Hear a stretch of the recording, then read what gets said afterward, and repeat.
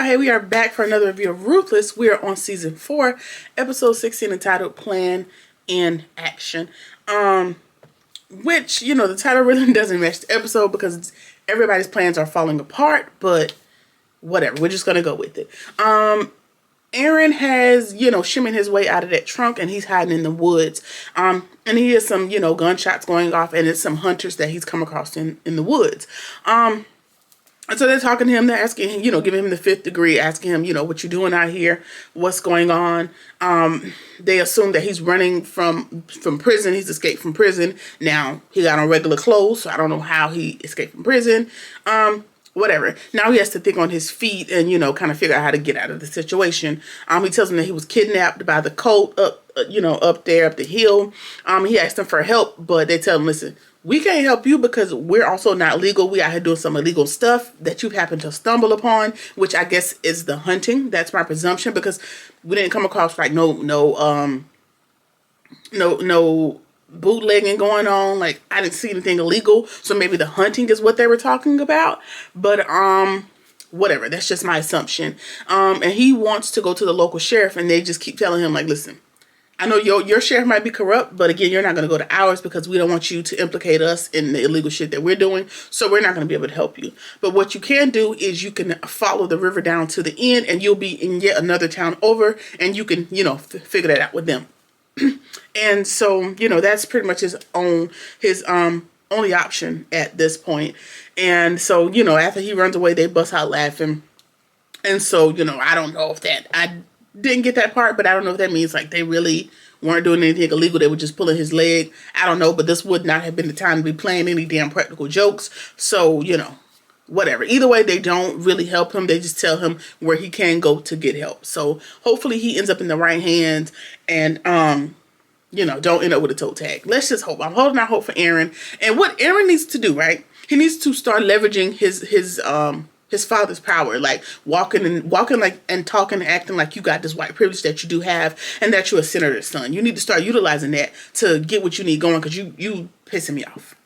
There's only so many times you could be captured before we're done. Like I don't want you to be captured not no more times in any of these episodes, because come on, figure it out. You and the Heights could be brothers. Y'all could be pals at this point. It's just figure it out. It's pissing me off.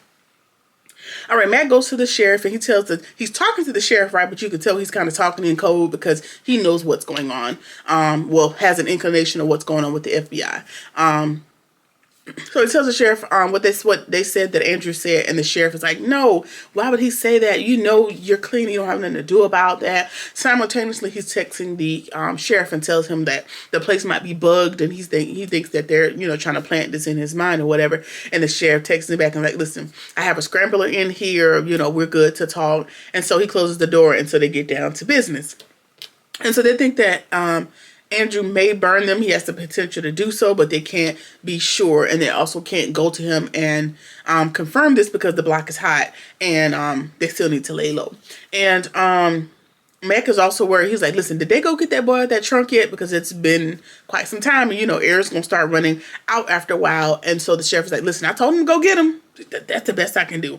And so they need to also figure out if that's happened, because he's in the sheriff's car. So we need that done, because that's just going to be a dead giveaway to all y'all involved if he dies in that car and that car is found, by somebody else. So another thing is one more thing they need to worry about. All right, so Elder Mother is talking to Bridget. We know Bridget is Lewis's girlfriend, proverbial girlfriend, and she's in the kitchen talking. And what I realized in this scene, that Bridget might be the one that I feel like she works with the children, right? But she's in the kitchen for right now. Elder Mother asked her, have you heard from her elder? Which my presumption is, every major part of this thing has an elder mother. So Marva is going to be the elder mother of the kitchen, and then the one that works with the children, she's yet another elder mother, and then we got Ruth, she's yet another elder mother. We got a lot of elder mothers working around here, right? And she was like, no, I haven't talked to my elder, not since she left with the children. And in this moment, I realized that Bridget is an asset that we don't realize is an asset just yet. Maybe Ruth knows, because she is hell-bent on Lewis keeping Bridget in line for what her plan is. I haven't maybe I missed something, but I haven't seen that conversation come into fruition. But Bridget, again, this is my assumption. I think Bridget works with the children because her elder is with the children, which y'all in the same house, y'all do the same job, right? All right. So I feel like Bridget may have some insight onto where her elder mother went with the children, which is going to help Ruth know, better be able to better gauge where where her child and where Tally's child ended up at, so she can kind of figure out how to finesse her way into that. Unless they didn't tell Bridget nothing, she just told her that the lady's gone, but she has more information than anybody else, because at a minimum we know that her elder is with the children, and maybe she told her something before she left. That's me. All right. So River wanders into the kitchen, and he's asking about feeding the people in the punishment trailer, and Elder Mother ain't buying it. She's like, well, what do you want here? Why do you care? What are you worried about? And he claims that the Highest wants to question them when he gets back, so maybe they should have them doped up before he gets back. And Elder Mother's like, well, did he tell you that? No, well, he ain't told me that either, so why are you so concerned? And so, another one of his feeble attempts at getting the cyanide or drugs or whatever into Peter's system has not worked out. So he's got to figure out yet another plan. All right, so Malcolm. Malcolm's in the trailer talking to Peter, and he's doing his best to present the Highest as just as evil and as ruthless as he truly is. And he tells him that the Highest robbed and killed 4 old people early on in his career.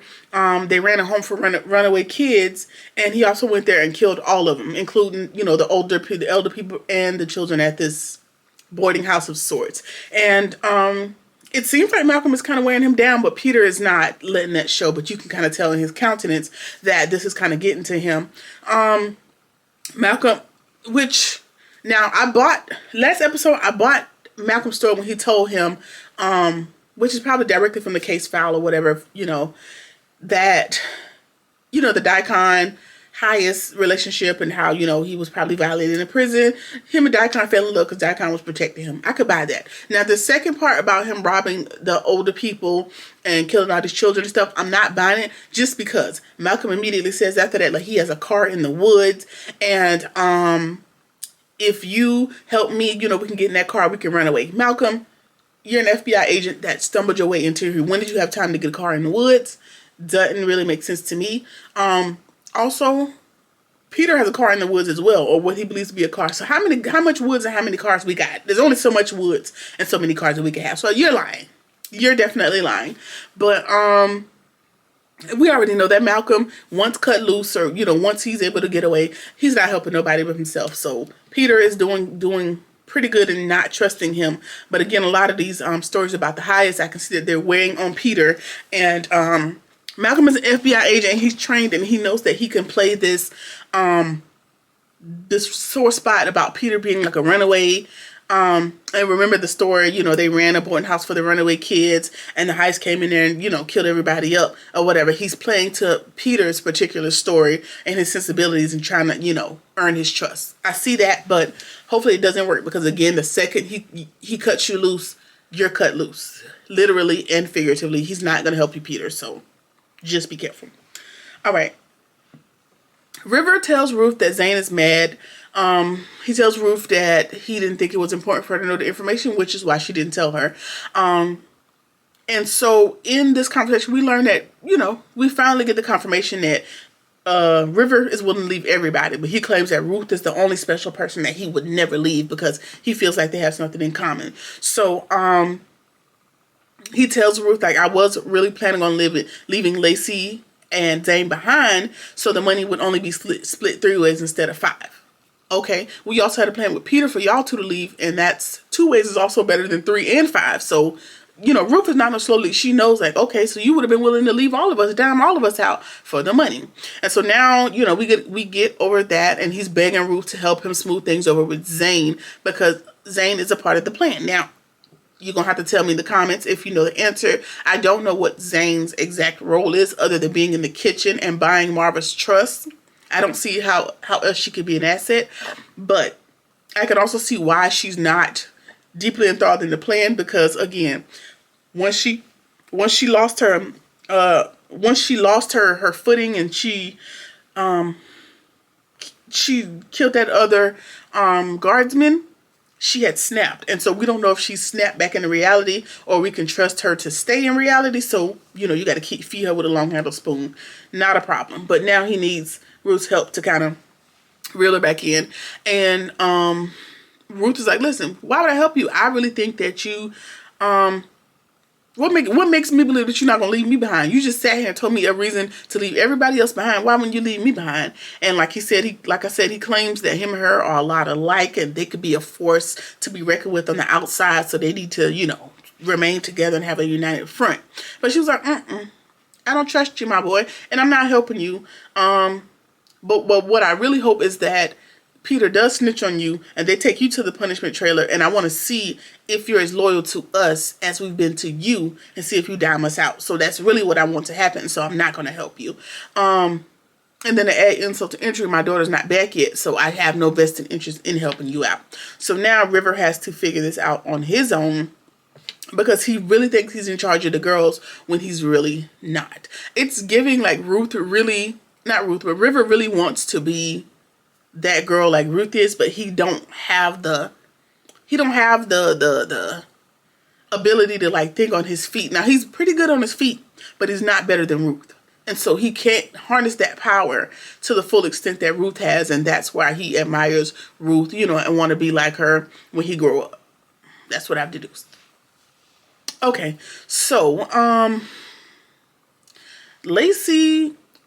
Zane and Lacey are talking, and Zane tells her that River had a plan to leave, and he didn't tell her about it. And Lacey already knows that, you know, everybody got their little plans are going whatever, and now she needs to find her ally. And she tells her, like, listen, we need to come up with our own plan because, you know, Ruth and Joan, like, you know, they not going to put us in the plan, and, you know, I ain't really like them to start with, so we need to come up with our own thing. And so Lacey has already been thinking about her plan. She was like, listen, I need you to go to Manny, and he's going to be the guard that's going to help us out of here. Like, he's our way out. And Zane was like, you know, I don't want to. I don't want to talk to him. You know, he's violated me and blah, blah, blah, blah, blah. She tells her, listen, I need you to go to him. I need you to convince him that you want him as much as he wants you.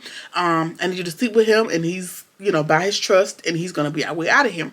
And Lacey said, listen, Ruth does it, you know, trying to put them on the even playing field. Like, Ruth does it, why can't we do it? And so Zane is like, yeah, it's easy for Ruth to do it because she was a sex worker in a past life. No, Zane.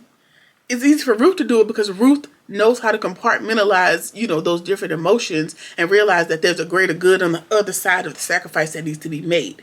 You are way too I'm not going to say you're too sensitive, but you got too much emotional investment. You can't pack that stuff up and, you know, go from one thing to the other. Ruth has mastered that skill. You have not. Now, she might have learned that skill or honed that skill as a sex worker, but it's not by mere fact that she was a sex worker. Doubt that that's what it was. Whatever. And Lacey's like, just gives it to her straight. Like, listen, put on your big girl drawers, man up. We got to do exactly what we got to do to get up out of here. We don't have time to be calling emotions and feeling how we feel. We got to use what we got to get what we want so we can get up out of here. And so, Lacey tells her, in the meantime, you need to keep being nice to Ruth and River. Just so that, you know, basically, I'm presuming so that they're not onto what we got going on. Now, this is cool in theory. However, Manny is unhealed. He's still chopped up, you know. He's still very much a chopped salad down below, right? So that's not going to work. For 2, Lacey, your plans have not been well thought out. So you the weakest link. Y'all could get caught again. 3, Zane is in and out of stability when it comes to her thought processes and her psyche. She's only one more traumatic event from snapping, which means Manny's life could be in danger, Molly, which means we're going to lose sight of the escape plan yet again. And 4, your escape plan is going to take way much more time than the plan that Ruth and them plan is further along in your plan. First of all, she has to go to Manny. She has to convince him. She has to sleep with him. Like, she has to build all of this up, and this is just time that we do not have. However, I also think that Lacey and Zane are at a disadvantage because they don't know the direness of getting a quick plan together, because I don't think they know that Aaron is not coming back, that the FBI is on the trail. I don't think that they know the urgency with which they need to have something working. And so that's going to be their downfall. That's what I'm thinking. It's not going to work out. This little harebrained plan, not going to work out at all. You would have did better like going back to River and Joan and kind of proving that you need to be a part of their plan. And also River knows that Zane could tell Lacey about the money, but that Lacey don't know about the money right now. So it would have been good. You would have had more allies and less people to split. Because once y'all are out, Lacey don't need to know about the money. You would not have had to tell her about it, because Lacey's whole goal is escape by any means necessary. Like, she's desperate. The money is would have been the last thing on her mind, and she don't know about it anyway. All right. Lewis is at the outdoor showers. You're supposed to be focused. There's a plan that's supposed to happen today, and you doing everything but paying attention. Anyway, he's at the outdoor showers talking to another one of the girls. It's not Bridget. And Bridget sees them, goes into one of the little outhouse buildings, and he closes the door. And so now she knows what's up. She had just told him, like, listen, I feel like you playing me or whatever. And he had already talked to her off the ledge. And now she's about to see it full, live, and in color. And that's just going to further set the plan back. But we'll get back to that in a minute. Laura is tiptoeing around the thing, looking for who she needs to look for, trying to find her husband. And she runs into Peter and Malcolm in the punishment trailer. And she is spooked. Like, she is stopped in her tracks, with the sight that she sees. And so Malcolm's begging, girl, help me. And Peter's like, girl, get your ass up out of here. You have no business in here. Go on away from here and get. And as she's running away, she's like, I'm so sorry, Malcolm can't help you. Gotta go. And she runs smack dab into Ruth. And Ruth knows that she's looking for Aaron. And Ruth sees that she's looking at her and she's like, are you clear-minded?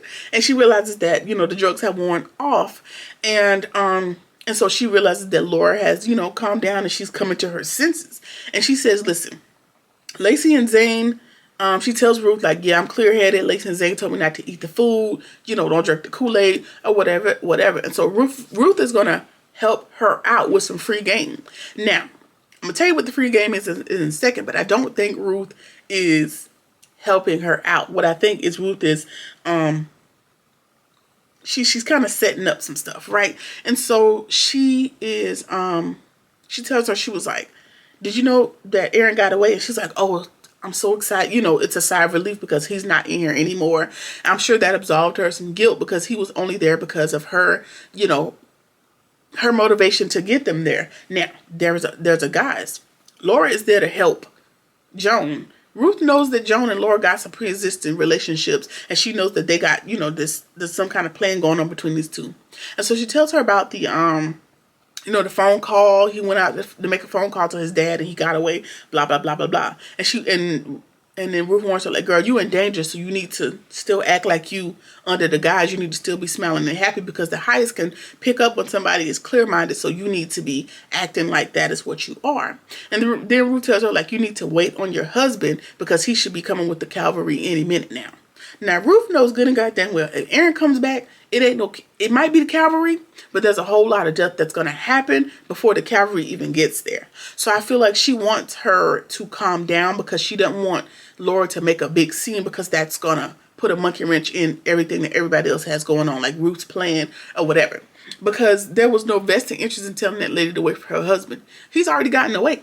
And so she told her, like, listen, yeah, he's going to get away. He's going to go to the sheriff. We already know the sheriff is corrupt. Ruth, you already know that as well. So I think she just wants Laura to calm down until she can finish her plan. That's what I think. Because she doesn't have a vested interest in taking her up under her wing, knowing that Joan and Laura have a plan. She needs Laura to be unamused and unaware of what's going on in the background, and also to not make a scene. Again, that's just my theory. Because again, there's no cavalry that's gonna come. We need to figure it out ourselves. Because when the cavalry do come, it's gonna be time to drink the Kool-Aid, and we're not gonna have time for that. All right, Ruth goes into the punishment trailer, and she tells Peter, she was like, Peter, I need you to be strong. I need you to hang tough. And I think that, again, Ruth is thinking on her feet. She needs Peter to keep buying into this thing so that he doesn't escape. Again, when people make drastic moves and these drastic declarations, as far as Laura might be demanded to know where Aaron is, and Peter might be trying to get away or let Malcolm get into his head. Again, that's going to cause all hell to break loose on the camp. And you know, the Heist could get too agitated. We need him calm. We don't need too much going on because it's about time for my plan to get moving. So I need y'all to calm down. And so she tells him, listen, Peter's starting to beg. And she's like, no, I just need you to keep hope alive. And he knows that Ruth is the upcoming wife and baby mama to the Heist. And so, you know, if she still believes, then I need to believe as well. And so it kind of renews his fight for the Raku, in my opinion. So again, it's just her way of calling him and to keep him, you know, keep him docile. Don't cause too much confusion, because again, my plan is about to get in motion and I don't need anybody distracting what I got going on. All right, so Joan, the Heist, and Daikon are leaving the bank, right? And the Heist asked Joan, like, why did they only give me $2 million instead of $3 million? Why didn't they give me all the money? And she was like, you heard me talk to them. You heard me set the phone call up and told them to have it ready. I don't know why they didn't have it ready. You know, Joan with her little coy, quiet demeanor that she puts on. And Daikon thinks that 2 is enough. Like, 2's plenty. Maybe we should leave. And the Heist is like, listen, I need the full 3. I'm not going to let the government run me up out of here without all my money. So whatever. Joan looking nervous because she knows she got that one over here in this company that she's created. So she going to have to figure out how to worm her way out of this. Now, Daikon reminds him, like, listen, we're running out of time. You know, the rains are closing in on us. We need to get moving.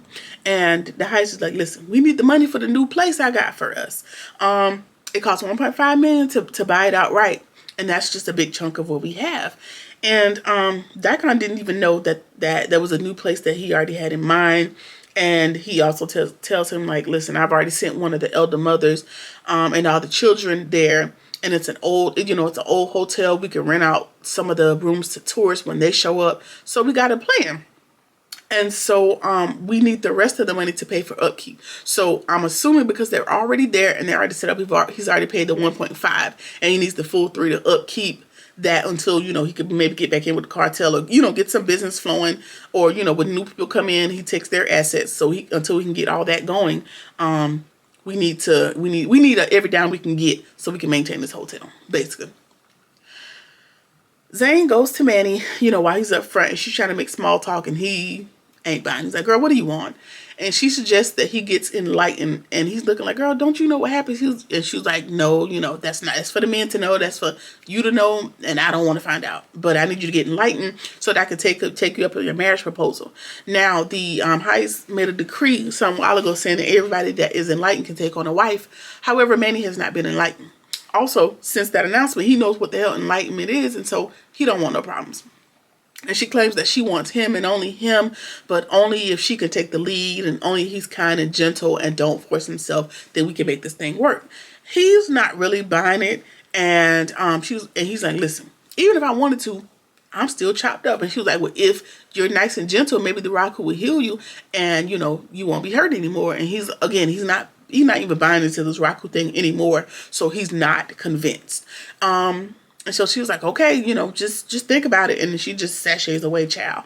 And child, Manny wants that girl so bad. I think he gonna fall for it. But again, there's so many plans going on. We don't have time to focus on this. It just probably ain't gonna work out how they think it is. Bridget is on the warpath, child. She saw Lewis in the little outhouse thing with the girl, and she busts in on Lewis and the other girl, and so now she's like, I told you, you know, whatever, and she storms off her attitude, and Ruth sees this going down, and now she knows that, you know, Bridget might blow the whole thing up, and now Lewis is like, well, you know, I don't know what to do, and Ruth is like, nah, I gotta go talk to her. I can't let her mess up what's going on. And then Elder Mother walks up at the same time, you know, she sees Lewis fixing his pants, and she was like, well, what are you doing out here, Ruth? What you doing out here with this boy, blah, blah, blah, blah, blah. And Ruth is like, she takes this as a time to make Elder Mother feel really small. And she's like, listen, your food is giving him the runs. He didn't want to, you know, offend you, but he can't be on his post because he got the shits. Your food is trash, blah, you getting old, you slipping, blah, blah, blah, blah, blah. And so she's offended, you know, and Lewis is able to escape without having to explain what really happened. And so now, you know, Elder Mother is praying to the Raku, and she just really hates Ruth at this point. So this gets hit. Ruth is very good with her words and talking her way out of the situation. So, crisis averted. Okay, so the Heist is sitting up front with the driver, and Daikon and Joan. Daikon and Joan are sitting in the back of the van and they're talking. And Joan messed up in the scene when she just started talking. Like they were just sitting down, minding their business, headed back to the compound, right? And she's trying to imply that she was telling Daikon, I like the way you take care of him. I like the way we take care of him. I believe some people are not here for the highest, just paying him all these wonderful compliments, right? And Daikon decides, I'm going to pay you a couple back. He tells her, listen, you're good with numbers. She was like, yeah, I've been an accountant for all these years, so that's my specialty. And he was like, listen, I was watching you very closely when we were in the bank, and you were very impressive, like paying her compliments, but real shady with it, right? And then she's like, this is what I do. She felt real bold, and he pulls out this piece of paper, and he's like, no, he pulls out his phone, right? And he has it to, he was like, so what is this company? Since you're an expert with the numbers, what's this company? And, if this was Ruth, she would have, weasel her way up out of this very calmly. But Joan starts to hemming and hawing, talking about, basically, hemming and hawing, talking about, it is, like really stuttering and, giving herself away. And then she goes on to claim that the company is one of the cartel's companies. So basically she's, that's one of the companies we launder money for the cartel with. That's how she tries to explain it. And he said to her, he was like, hey, if I look up this company, you're telling me it's going to belong to them? And she was like, yeah, when we get back, you can look it up. And he was like, well, okay, but let me ask you this. What will stop you from creating your own company and taking that money and put it in there? And she's just so appalled and so shocked at the accusation. And she tries to turn the waterworks on, barely good enough, but claims to be so offended. He's like, girl, just calm down. Calm down. She's like, no one has ever accused me of being a thief, and I just can't believe you. I love the Raku. I would never do that, blah, blah, blah, blah, blah. Daikon ain't buying it. He really not buying it, and he's got his good eye on her. And I would be interested in seeing how Joan weasels her way out of it, because if she can't successfully, we don't have to worry about her splitting anything, because she's going to be beheaded, and that's unfortunate for her. She was doing a really good job of, acting dumbfounded up until this point, but I think she blew it.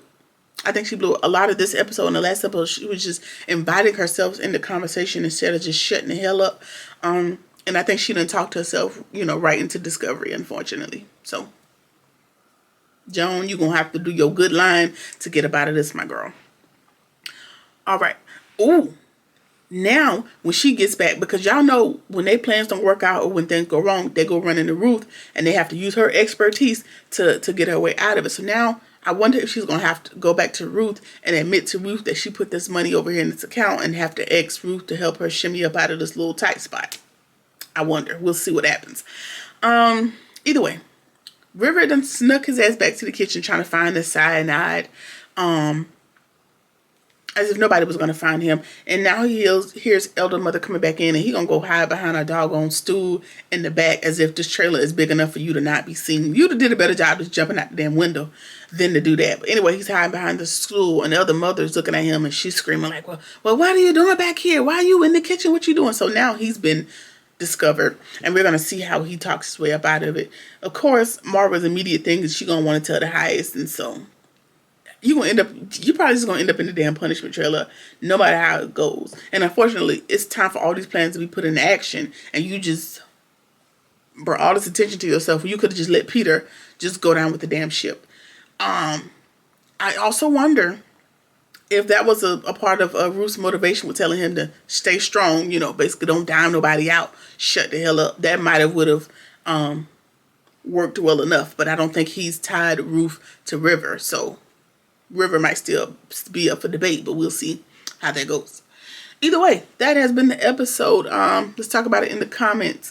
It's been season 4, episode 16. Like, comment, share, subscribe, or whatever it is that you feel like doing, and I'll see you in the next one. Peace.